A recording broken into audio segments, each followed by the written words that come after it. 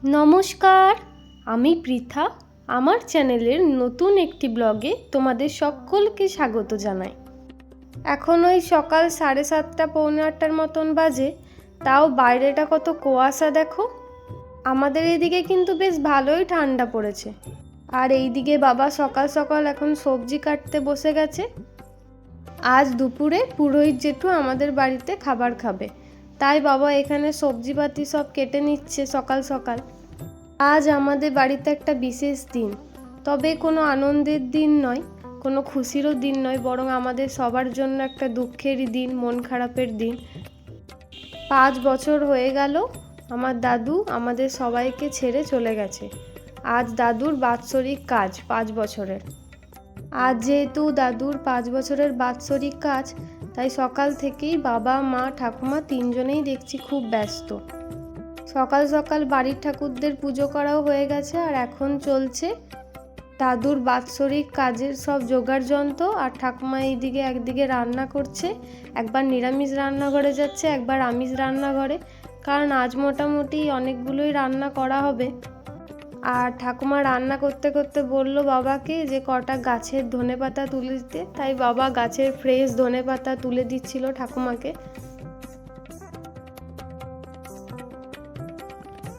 আর আজকে যেহেতু দাদুর বাৎসরিক কাজ, তাই পুরোহিত জেঠু নারায়ণকেও নিয়ে আসবে বাড়িতে। আমিও আজ সকাল থেকে উপোসই ছিলাম, বাবা মা ঠাকুমার মতনই।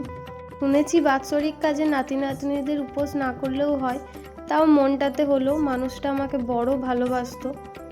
এক কথায় বলতে গেলে আমি আমার দাদুর প্রাণ ছিলাম। দাদু আমাকে এতটা ভালোবাসতো, মানে এরকম ভালো দাদু পাওয়াও ভাগ্যের ব্যাপার।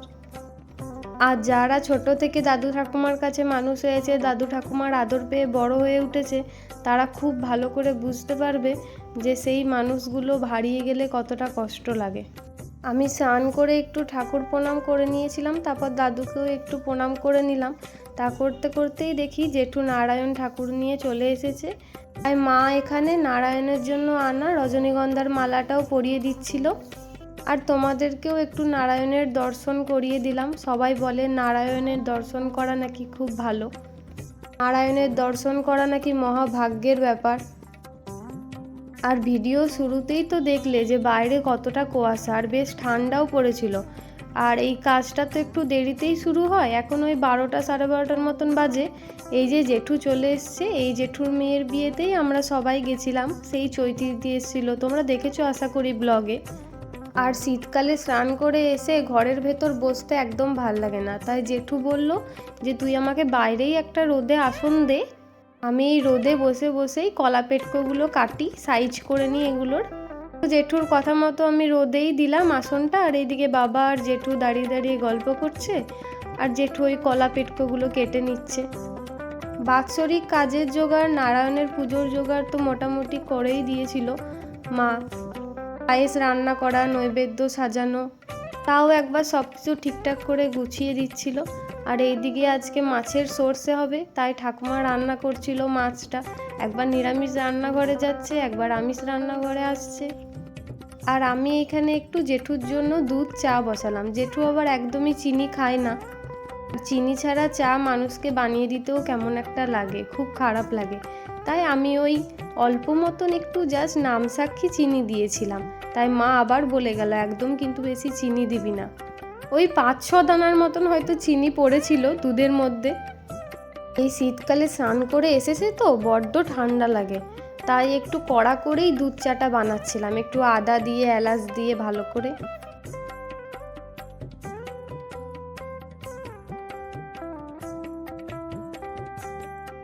এই যে বেশ ভালো করে দুধটা ফুটে গেছে, এবার চা পাতাটা দিয়ে দেবো, তারপর আবার কিছুক্ষণ ভালো করে ফোটাবো, তাহলে চাটার টেস্টটা বেশ ভালো হবে। এই যে আমার চা একদম রেডি। চলো এবার কাপে ঢেলে নিই আর জেঠুকে দিয়ে আসি। এই যে বাবা এখানে দাদুর বাৎসরিক কাজ করতে বসে গেছে, আর জেঠু এখানে একদিকে চা খাচ্ছে, আর একদিকে বাকি যে শেষ মুহূর্তের কাজগুলো থাকে সেগুলো সেরে ফেলছে। চলো তোমাদের সঙ্গে তাহলে কিছু মুহূর্ত শেয়ার করি আজকের বাৎসরিক কাজের। ওম সর্বমঙ্গল মঙ্গলম বরেণ্যং বরদং শুভম নারায়ণ নমস্কৃত সর্বকর্মাণি কালে ওম সূর্যস্যম যমকাল সূর্যং ব্রহ্মণঞ্চং বৃহস্পতি ওম স্বস্তি ন ইন্দ্র বিদ্যস্ববা স্বস্তি ন পূষা বিশ্ববেদ স্বস্তি নাক্ষ অরিষ্টনেমি স্বস্তি ন বৃহস্পতি দদাতু ওম অপবিত্র পবিত্র বা সর্বাবস্থান গতোপি বা যৎসরে পুণ্ডরিকাক্ষ স অভ্যন্তরং সুখে ওম শিহরি ওম শিহরি ওম শিহরি জলে হাতে ওম রোগ গঙ্গে তীর্থে ভো নমঃ উহাতে সায় নমঃ উদ্দেবং বনে নমঃ অদো অনন্তায় নমঃ পৃষ্ঠে ক্ষেত্রপালায় নমঃ সম্মুখে ভগবান শ্রী নারায়ণায় নমঃ গণেশাদি পঞ্চদেবতা ভো নমঃ পঞ্চদান কর্মণ শ্রী বিষ্ণু জৈবতম পূজিতম যথা সম্ভব গোত্র নামনে ব্রাহ্মণায় অহং সম্পূর্ণদে শ্রী বিষ্ণু প্রণাত শ্রী বিষ্ণু বিষ্ণু তস্যাৎ ও বদ্ধ পৌষ মাসি ধূরাশিতে ভাস করে কৃষ্ণপক্ষে সপ্তমাং তীর্থ কাশ্যপ গোত্র সিদ্ধির রাশিতে ভাস করে কৃষ্ণপক্ষে সপ্তমাং তীর্থ কাশ্যপ গোত্র ঋতু জীবতেন্দ্র দেব সর্বহীনম ক্রিয়াহীনম বিধিহীনম চ যৎ ভবেৎ তৎ সর্বং অছিদ্রং মস্তু ইদম অন্ন ইমা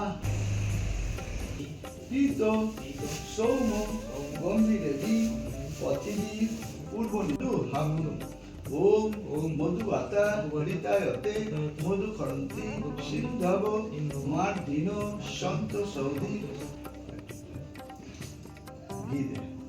ওম ঘৃতবতী ভুবনামা মধুসেবী পিতৃ মধুদুদে সুপে শশা দাব্বা পৃথিব ধর্মনা বিশ্ববিদ্যা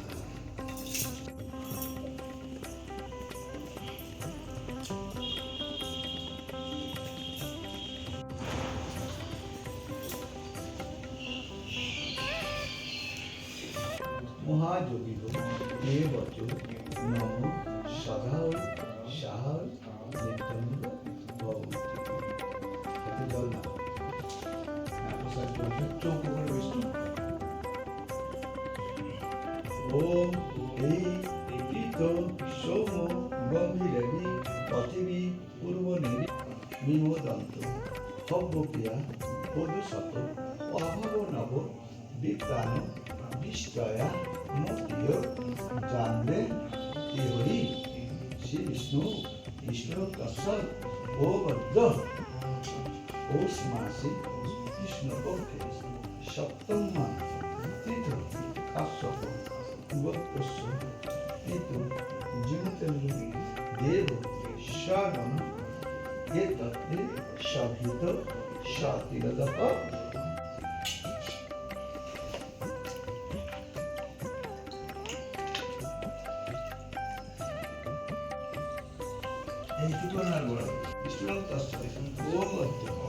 পৌষ মাসে ধনু রাশিতে বাস করে কৃষ্ণপক্ষে সপ্তম তীর্থ কাশ্যপ মৃত পয় কিলাল্লাম পরিশ্রুত তর্পয়া ইতর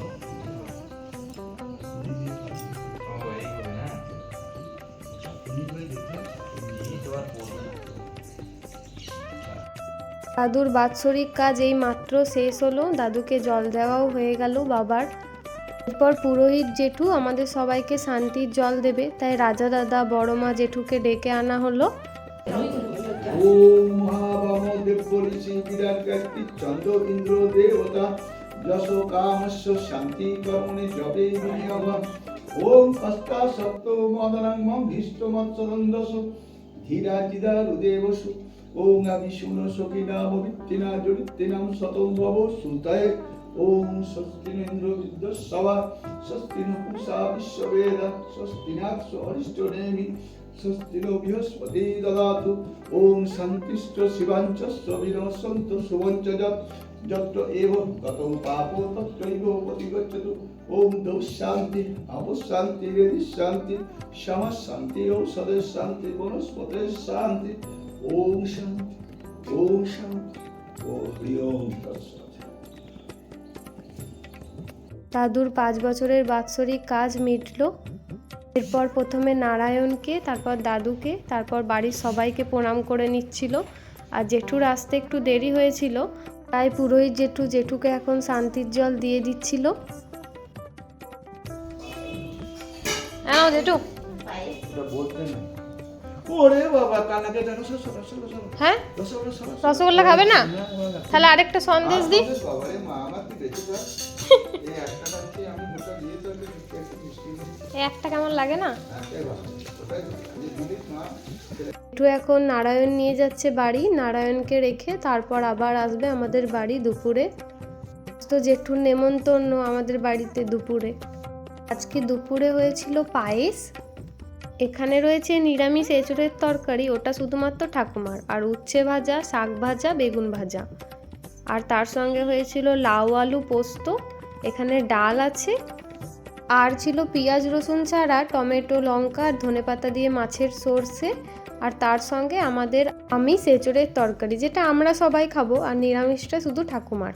আর তার সঙ্গে ছিল পুঁটি মাছের টক। উপর থেকে একটু ভাজা মশলাও ছড়িয়ে দেওয়া হয়েছিল।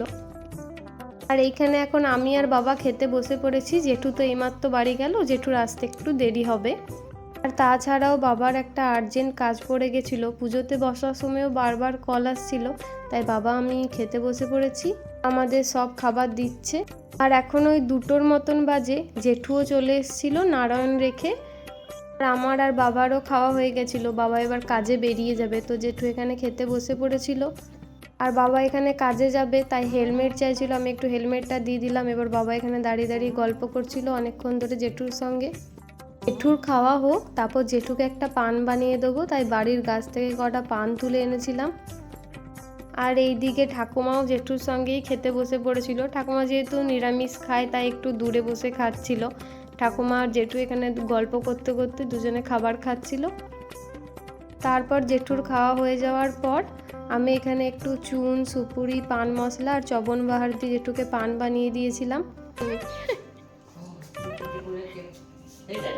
খেয়ে সত্যি সত্যি বলবে ভালো হয়েছে? দারুণ খেলাম, সত্যিই ভালো খেয়েছি। খাবো, আসবে আবার জেঠু। জেঠু এবার বাড়ি চলে যাচ্ছে। আর আজকের ব্লগটা তাহলে আমি এখানেই শেষ করছি। আবার আসবো পরে নতুন একটা ব্লগ নিয়ে। ততদিন সবাই সুস্থ থেকো, ভালো থেকো। আর ভিডিওটা কেমন লাগলো কমেন্ট করে অবশ্যই জানিও। আর আমার ভিডিও যদি তোমাদের ভালো লাগে তাহলে লাইক, শেয়ার আর সাবস্ক্রাইব করে দিও।